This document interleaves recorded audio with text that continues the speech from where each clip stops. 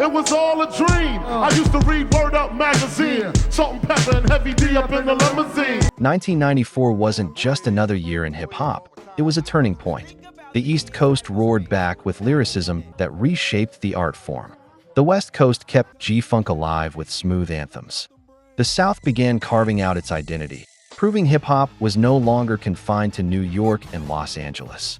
It was a year when debut albums became instant classics, when underground voices broke through, and when the culture itself matured, tackling themes of struggle, success, love, loss, and authenticity. From Illmatic to Ready to Die, from G-Funk storytelling to socially conscious Southern flows, 1994 gave us songs that still define hip-hop today. Join us as we count down the top 15 hip-hop songs of 1994, the tracks that made this year legendary.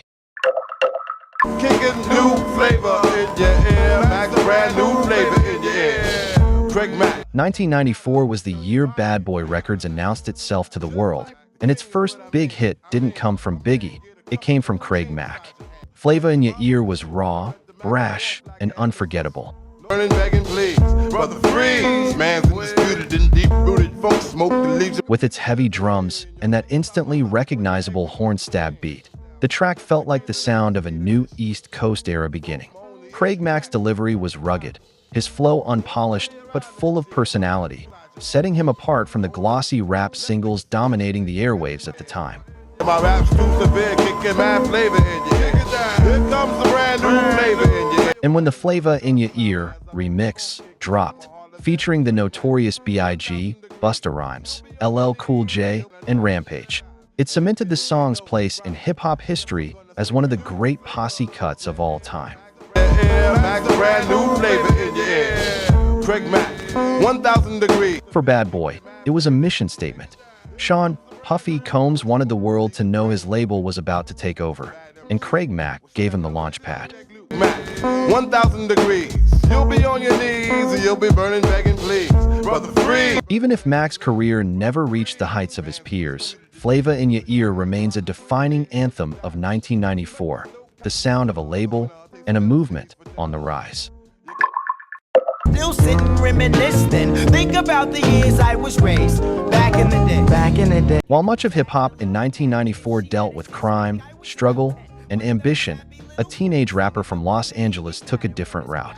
Everybody say, I remember way back when. And everybody say, I remember way back. Ahmad Lewis, just 18 years old, dropped Back in the Day, a nostalgic reflection on childhood innocence, riding bikes, and growing up in simpler times.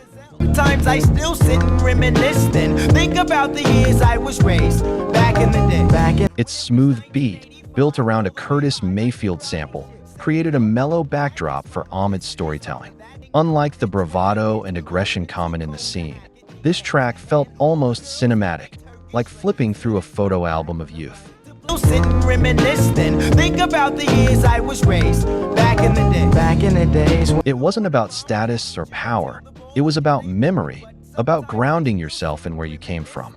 Though Ahmad's career was short-lived, this single left a lasting impression. I'm still back in the days, but now the year is 87, 88, that's when my crew went. It became a reminder that hip-hop could be soft, warm, and relatable, resonating not just with hardcore rap fans, but with anyone who'd ever looked back on childhood with a smile.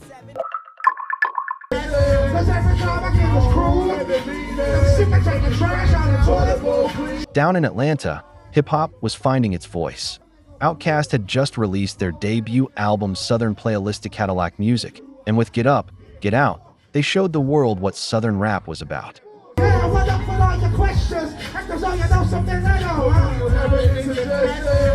Featuring CeeLo Green and Big Jip from Goodie Mob, the track was more than just a song, it was a manifesto.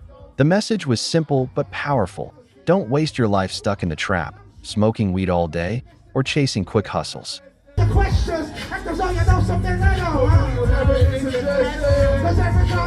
Instead, rise above, find ambition, and take control of your destiny. Against Organized Noise's funk-laced production, Andre 3000 and Big Boy delivered verses that balanced youthful swagger with wisdom beyond their years.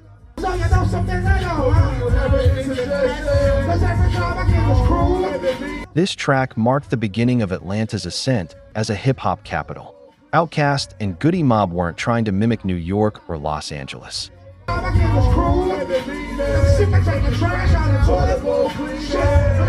They were building something new, conscious, funky, deeply rooted in Southern black culture. Get Up, Get Out wasn't just a song, it was a statement of purpose. Now you listen to the Dogg, and the Dogg's gonna ring. In 1994, Wu-Tang Clan were already shaking up the hip-hop world, but it was Method Man who became their first breakout solo star. With Bring Da Pain, he delivered exactly what the title promised: gritty, relentless energy over RZA's grimy, minimalist production. I always wonder when I will be the number one. Meth's gravelly voice, unique cadence, and effortless charisma turned this track into an instant classic. He wasn't just another rapper from a crew, he was a star in his own right.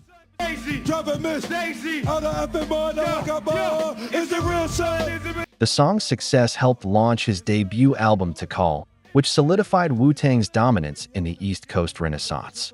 What makes Bring Da Pain special is how raw it feels.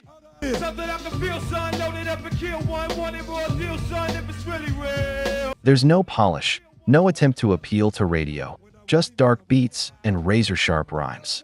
It captured the essence of 1994's East Coast revival, a return to the streets, to authenticity, to unfiltered hip-hop at its purest. Body changed this. It's 1994, and we up against the same shit.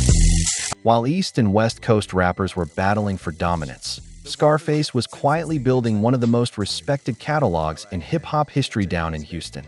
I Seen a Man Die, also known as Never Seen a Man Cry, is one of his most powerful contributions. Calling up his homie Hooten came up, living lavish, now they dealing with the same stuff.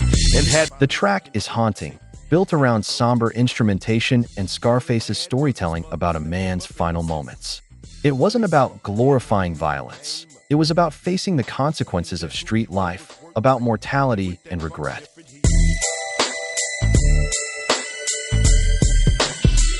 imagine life. Scarface's delivery was deliberate, heavy with emotion, and it forced listeners to sit with the weight of his words. In 1994, hip-hop was expanding its emotional range, and Scarface was leading the way. He showed that rap could be introspective, even philosophical, without losing its edge. Imagine life at its full peak, then imagine lying dead in the... I Seen a Man Die remains one of the genre's most chilling and thought-provoking songs, solidifying Scarface as a pioneer of Southern hip-hop and one of the greatest storytellers the culture has ever known.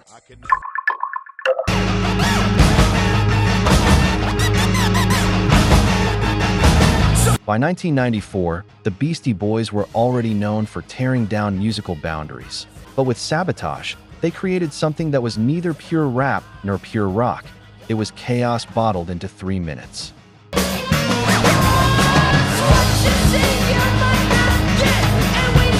The track was loud, distorted, and punk-inspired, but it still carried the hip-hop attitude that had defined their careers since the mid-'80s. Adam Adrock, Horowitz's frantic delivery, layered over fuzzed-out bass lines and heavy guitar riffs, gave the song its raw, aggressive edge.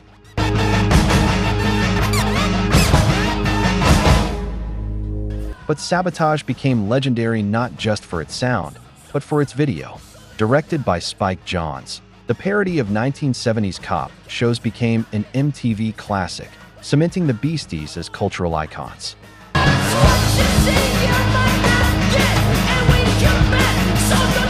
What made Sabotage a game-changer is that it blurred genre lines at a time when hip-hop and rock often seemed worlds apart.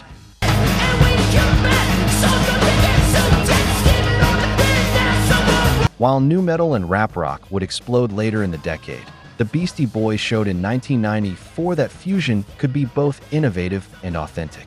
It was rebellious, it was absurd, and it was unforgettable. I'm saying I eat everything up on the menu and bend you and send you swaying to be.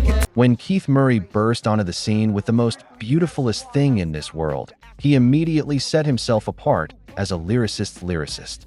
Quincy, but I'm back on the block and not selling crack. I come there with the fat funk flows and tracks. So what you saying, Black? Released under Eric Sermon's Def Squad wing, the track showcased Murray's complex vocabulary and his gift for twisting phrases in ways that felt both street and scholarly. I get it, yeah. The most beautifulest thing in this world is just like that. The beat was funky, classic East Coast, tight drums, a grooving bass line, and Sermon's polished production, but it was Murray's delivery that carried the track. Brash, confident, and packed with clever wordplay, he announced himself as a new force in lyricism. Thing in this world is just like that. I get it, yeah. The most beautiful. In a year overflowing with iconic songs, Murray proved there was still room for originality. His debut single was more than braggadocio. It was proof that wit, creativity, and sheer verbal dexterity could elevate a rapper to the spotlight. I get it, yeah. The most beautifulest thing in this world is just like that. I get it. The most beautifulest thing in this world remains a reminder that 1994 wasn't just about the legends. It was about fresh voices rewriting the rules. No picket fence, no job, no eight till in the car. Blue collar turns to bourgeois. Depressed in Hip-hop in 1994 was increasingly tied to place, and nowhere was that more true than in Brooklyn.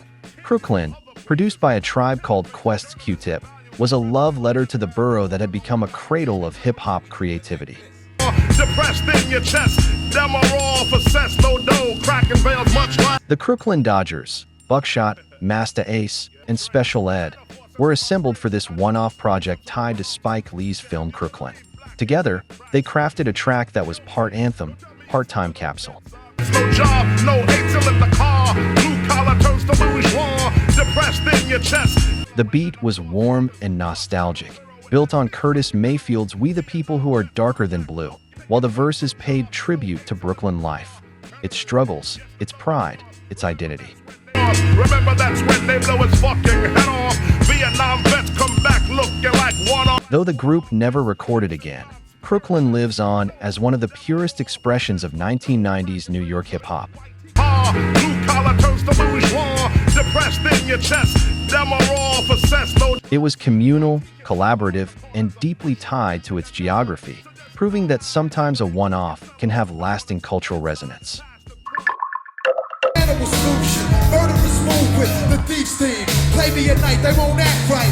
By 1994, New York hip-hop was in the middle of a renaissance, and at its heart was Nas.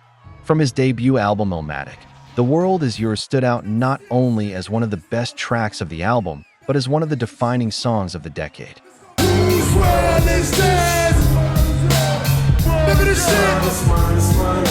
Produced by Pete Rock, the beat was smooth yet heavy with atmosphere, jazzy piano loops, crisp drums, and a sense of timelessness. Nas used that backdrop to deliver verses that were philosophical, aspirational, and poetic.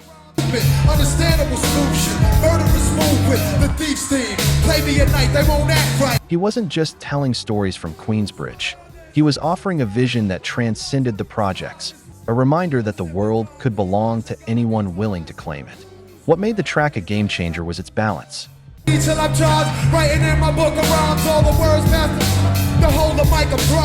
It was streetwise yet universal, deeply personal yet motivational. The World Is Yours didn't just define Nas as a poet of the streets. It cemented his role as one of hip-hop's most important voices.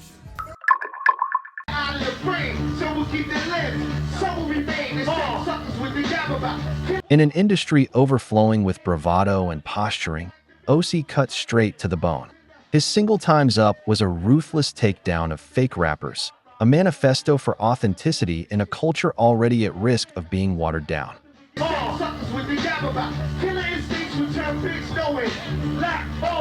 The beat, produced by Buckwild of DATC, was minimalist but powerful, leaving space for OC's voice to dominate. And dominate it did, with lines that cut through the noise, exposing the hollowness of rappers who projected images they couldn't back up.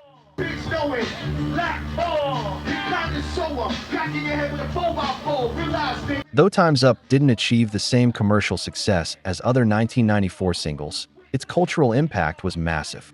It became a code of honor for underground heads, a reminder that hip-hop was built on truth, skill, and lived experience.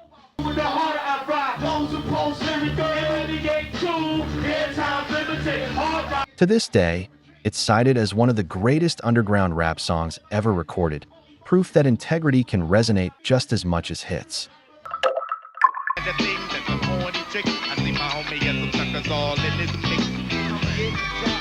Few songs embody the smooth confidence of West Coast G-Funk like Regulate. Released on the Above the Rim soundtrack and Warren G's debut album Regulate. G-Funk era. The track was both a cinematic narrative and a crossover hit.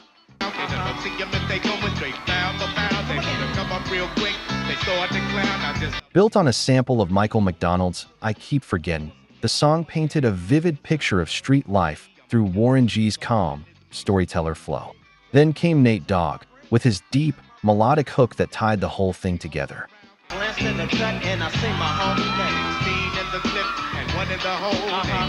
Their chemistry was undeniable, and together they created a song that felt effortless yet iconic.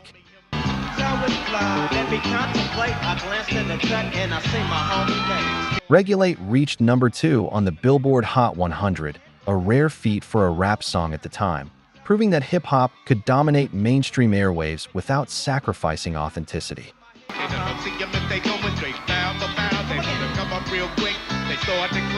More than a hit, it was a blueprint. Cool, catchy, and streetwise all at once. Back when I'm kicking real facts. I represent, set it up like a tank, boy. You're paranoid 'cause you're a son like. If the West Coast had G-Funk, the East Coast had Boom Bap, and nobody did it better than Gangstar. With mass appeal, Guru and DJ Premier crafted a track that was as critical as it was catchy. On the rhythm scratch. Let me get a side-to-side wave. The beat was deceptively simple, a looped sample, crisp drums, and Premier's unmistakable scratches. But it was Guru's voice that made the track legendary. Be happy as hell to get a record deal. Maybe your soul you sell to have mass appeal. His calm, monotone delivery cut through the beat with razor-sharp commentary on commercialism in hip-hop. He accused rappers of pandering to trends and warned against sacrificing substance for fame. Give me room, please. I be like fascinating when I be updating, cutting off whack kids, pulling their trunk off. Released in 1994, Mass Appeal wasn't just a song, it was a manifesto. It reminded listeners that hip-hop's foundation was about honesty, originality, and skill. Oh yes, I'm greater than all MCs. When I breathe, give me room, please. I be like fascinating. Decades later, the song still feels relevant, a cautionary tale about the dangers of chasing radio play over real artistry. If you don't know, now you know. Yeah. Y'all know the deal. If there's one song that perfectly captures the rags to riches story of hip-hop, it's Juicy. As the debut single from the Notorious B.I.G., the track introduced the world to Christopher Wallace not just as a rapper, but as a storyteller of extraordinary depth and charisma. And if you don't know, now you know. Sampling Entombed's Juicy Fruit, the beat had a warm, radio-friendly bounce, but it was Biggie's voice that made it immortal. He rapped about his childhood struggles, the days when he read Word Up magazine, and the dream of making it big. Y'all know the deal. Yet he delivered it with such confidence and charm that it felt less like a fantasy and more like destiny. Juicy was more than a personal triumph. It was an anthem for every listener who had grown up dreaming of a better life. All good, and if you don't know, now you know. It proved that hip-hop could be aspirational without losing its edge, personal yet universal. Nearly 30 years later, it remains one of the most beloved songs in rap history. Respected her, she hit me in the heart. A few New York cats had did her in the park. She was there for me. In 1994, Common Sense, as he was still known, released a song that would ignite one of hip-hop's most important conversations. I Used to Love Her is a masterclass in metaphor, portraying hip-hop as a woman who has lost her way. Cats had did her in the park. She was there for me. I'm there for her. Pull out a chair for her. Over No ID's jazzy, laid-back production, Common lamented the commercialization of the culture, criticizing how gangsta rap and materialism had begun to dominate. For me, I'm that Baha, pull out a champ Baha, turn on the ether and just cool out, cool out, cool out. His tone was reflective rather than angry, but his message was clear. Hip-hop had drifted from its roots. Don't stop or say ow. Oh boys, make some noise, let me. The track sparked debate across the hip-hop world, with West Coast artists bristling at its perceived criticism. Ice Cube and Common famously exchanged diss tracks over it. Slim was fresh, yo, when she was underground original, pure intent with a down sister. Hey, yo, yeah. Yet, in hindsight, I used to love her stands as one of the most brilliant pieces of social commentary in rap history. It wasn't just a critique, it was a love letter, urging the culture to live up to its potential.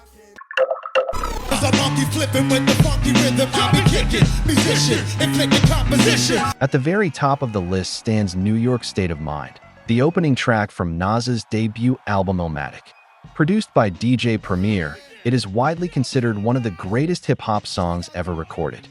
My peoples, suited up with street clothes, hand me a 9 and out the feet. Y'all know my stilo. From the moment the beat drops, ominous piano loop, crisp drums, bass heavy but restrained, the listener is pulled into Queensbridge through Nas's eyes.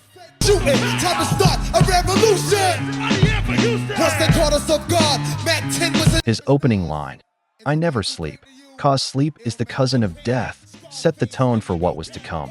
Vivid, cinematic storytelling that felt less like rap and more like literature.